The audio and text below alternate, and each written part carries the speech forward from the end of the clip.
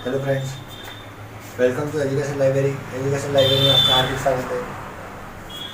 आज हम बाल विकास का 15वां टॉपिक पढ़ रहे हैं। ज़्यादा समय ना खींचते हुए हम ये छोटा टॉपिक है, कम समय में खत्म हो जाएगा, तो हम इसको जल्दी ही कवर कर लेंगे। तो आप इसका जो टॉपिक का नाम देख रहे हैं, समावेशी शिक्षा देख रहे हैं कि समावेशी शिक्षा क्या होती है। ठीक है, तो पहले हम यहाँ पर नीचे समझ लेते हैं कि समावेशी शिक्षा क्या होती है, फिर बाद में हम थ्योरी देखेंगे। एक छोटा सा टॉपिक है, आप लास्ट तक जरूर देखिएगा और चैनल को सब्सक्राइब और शेयर जरूर कीजिएगा। ठीक है, तो समावेशी शिक्षा इस प्रकार से रहती है। ठीक है, समावेशी शिक्षा की हम बात करें तो समावेशी शिक्षा एक प्रकार से ऐसी रहती है, जैसे कि मान लीजिए एक तो ये बस है, ठीक, और यहाँ पर ये सीट है। ठीक, अब यहाँ पर विभिन्न जातियों के बैठ सकते हैं। ठीक है, उनको किसी से कुछ मतलब नहीं रहता है, सिर्फ उनको अपने काम का मतलब रहता है।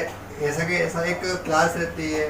ठीक है, तो एक इसमें और इसमें से कितना अंतर रहता है कि यहाँ पर किसी को मतलब नहीं रहता है, यहाँ पर रहता है। ठीक है, अब जैसे कि मान लीजिए यहाँ पर कितने स्टूडेंट है,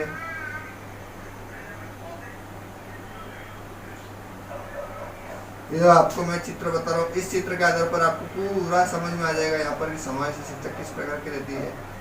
ठीक है, अब जैसे कि मान लीजिए यहाँ पर जितने भी यहाँ पर बॉक्स बने हुए छोटे छोटे, ये बच्चों को देख लेते हैं हम कि ये बच्चे हैं आपके।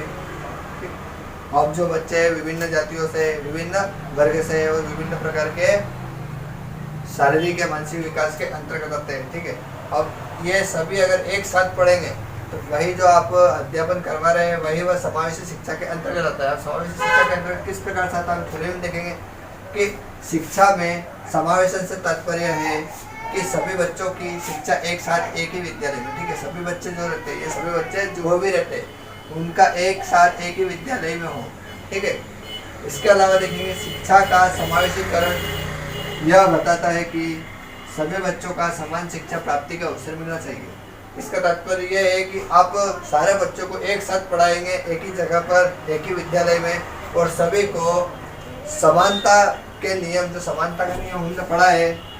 ठीक है, समानता का नियम हमने पढ़ा है बाल विकास के अवधारणा में, विभिन्न नियम सिद्धांत है, जिसमें हमने समानता का नियम पढ़ा है। अगर आपने अभी वो वीडियो नहीं देखा है तो बाल विकास के अवधारणा वाला वीडियो आप प्लेलिस्ट में जाकर देख सकते हैं। ठीक है, वहाँ समानता के नियम में बताया गया है कि जो भी बालक रहते हैं उनको एक समान रूप से सभी को एक साथ अवसर दिया जाए शिक्षा प्राप्ति के लिए या पढ़ाया जाए। इसके अलावा अगला देखेंगे हम, समावेशी शिक्षा विशेष विद्यालय या कक्षा को स्वीकार नहीं करता। ठीक है, अब जो समावेशी शिक्षा रहता है वह विशिष्ट विद्यालय या विशिष्ट कक्षा को स्वीकार नहीं करता है। तो इस प्रकार से कैसे देखेंगे हम, जैसे कि आपका ये क्लास है। ठीक है, आपकी ये कक्षा है, अब इस कक्षा में आप विशिष्ट प्रकार से किसी को भी नहीं ले सकते। जैसे कि मान लीजिए इसमें से आपको एक प्रतिभाशाली बच्चा है, ठीक, और एक यहाँ पर पिछड़ा है। ठीक है, तो जो दोनों बालक है उन दोनों को बालक को आपको समान रूप से दोनों को अवसर देना पड़ेगा और दोनों को बढ़ाना पड़ेगा। आप किसी को भी विशिष्ट नहीं दे सकते हैं या आप किसी को विशेष सहयोग या अवसर नहीं दे सकते हैं। इस आधार पर समावेशी शिक्षा विशेष विद्यालय या कक्षा को स्वीकार नहीं करता है। ठीक है, समावेशी शिक्षा का तात्पर्य है समाज के सभी वर्ग। ठीक है, इसका तात्पर्य क्या है कि एक जो समाज रहती है, ठीक है, जैसे कि हमारी ये भारतीय समाज है। ठीक, ये भारतीय समाज है। अब भारतीय समाज में आपके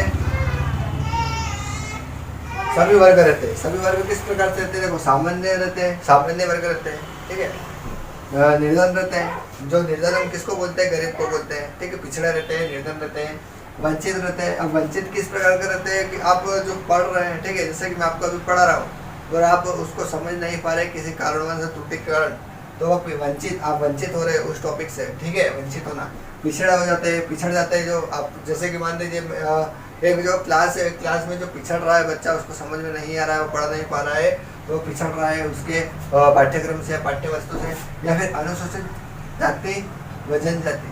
ठीक है, अनुसूचित जनजाति और जनजाति दोनों एक समाज के रूप में हम देख सकते हैं, जो भी काफी पिछड़ी हुई है। यहाँ पर बताया गया है कि जो समाज के सभी वर्ग किस प्रकार से, सामान्य, निर्धन, वंचित, पिछड़े, अनुसूचित एवं जनजाति।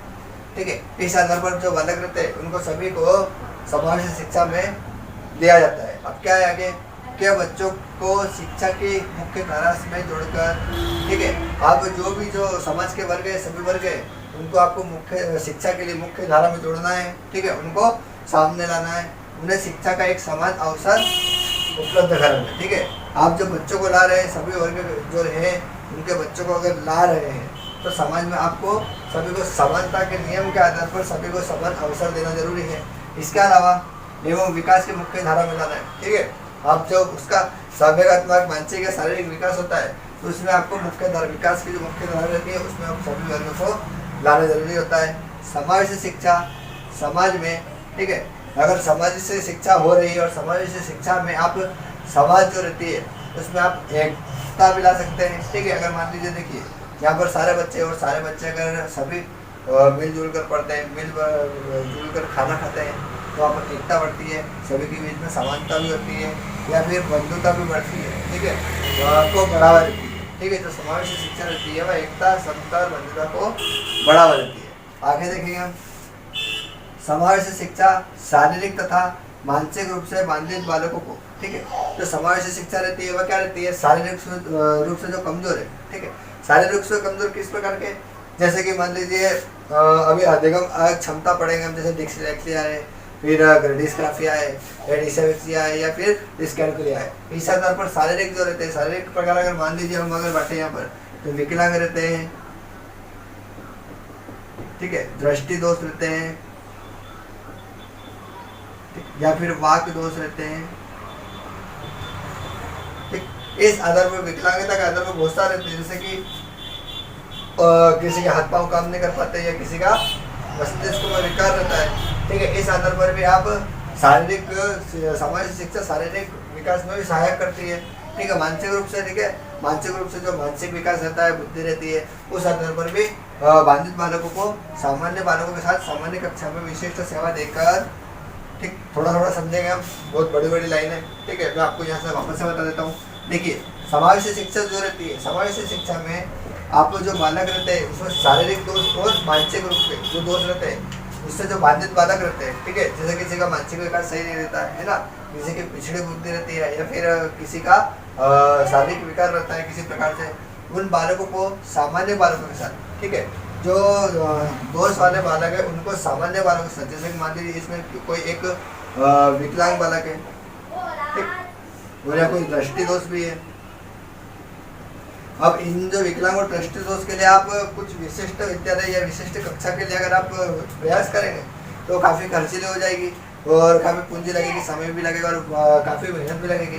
तो आप समाज से शिक्षा में सामान्य बालकों के साथ में इनका प्रवेश देकर, समाज से शिक्षा में सामान्य बालकों को साथ में सामान्य कक्षा में विशिष्ट सेवा देकर, ठीक है, विशेष सहयोग देकर विशिष्ट आवश्यकता को प्राप्त करने के लिए, ठीक है, जो उनको आवश्यकता पड़ती है विशिष्ट, उनको प्राप्त करने के लिए शिक्षा देने में सहायता करती है, ठीक है। इतना सा है हमारा टॉपिक समाज से शिक्षा में। आपको इतना याद रखना है कि आपकी एक जो क्लास है उसमें सभी वर्ग के बच्चे एक साथ पढ़ सकते हैं, ठीक है। आप उसमें विशिष्टता किसी भी प्रकार का नहीं दे सकते, तो आप इसका स्क्रीनशॉट ले लीजिएगा।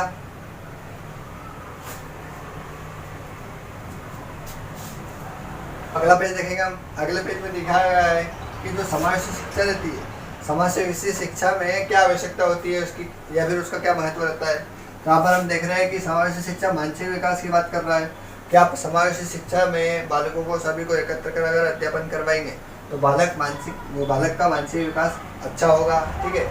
आप मानसिक विकास का जो चैप्टर है मानसिक स्वास्थ्य का वह देख सकते हैं, ठीक है, प्ले लिस्ट में है या अभी मिल जाएगा आपको। इसके अलावा समाजीकरण की बात करें, ठीक है, तो बच्चा जन्म से ही समाज में स्थापित जो नियम या कायदे रहते हैं वह समाजीकरण के आधार पर सीखता रहता है। तो आप इस टॉपिक का जो अगर आपको अच्छे से समझना है तो प्ले लिस्ट में जाइएगा बाल विकास की, और वहाँ पर समाजीकरण का चैप्टर अच्छे से समझ सकते हैं, ठीक है। समाजीकरण में बालक का जो भी कार्य करता है सीखता है वह समाजीकरण के अंतर्गत आता है। अब ये जो यह पद्धति रहती है इसमें कम खर्चीली रहती है, ठीक है। आप एक ही जगह पर आप सभी जो वर्ग के बच्चे रहते हैं उनको आप अच्छे से बता सकते हैं। इसके अलावा शैक्षिक एकीकरण है।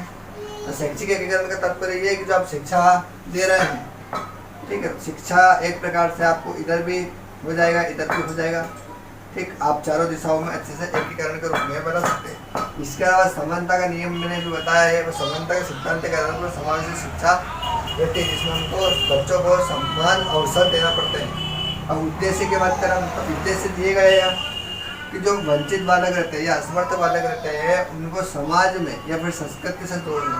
ठीक है, जो पीछे रह जाते हैं या फिर वंचित हो जाते हैं या सीख नहीं पाते हैं समय पर, तो उनको समाज के जो रहते हैं नियम कायदे या फिर समाज के जो भी कार्य रहते हैं उसमें या संस्कृति के आधार पर उनको आपस में जोड़ना। इसके अलावा वंचित बालकों का पता लगाकर निराकरण करना। ठीक है, अगर आप उनकी त्रुटियों को निकाल कर उनका निराकरण करेंगे तो बालक जल्दी आगे बढ़ेगा, परंतु अगर आप उनकी त्रुटियाँ गिनाएंगे तो वह हीन भावना में से जागृत होंगे। इसके अलावा लोकतांत्रिक मूल्य की बात करें तो लोकतांत्रिक मूल्य के अंतर्गत सामान्य नियम, निःशुल्क शिक्षा, निःशुल्क भोजन या बहुत सारी गतिविधियाँ रहती है उसको बढ़ावा देना। ठीक है, जैसे कि मान लीजिए यहाँ पर दिया गया है 6 से 14 वर्ष के जो बच्चे रहते हैं उनको निःशुल्क शिक्षा दी जाती है।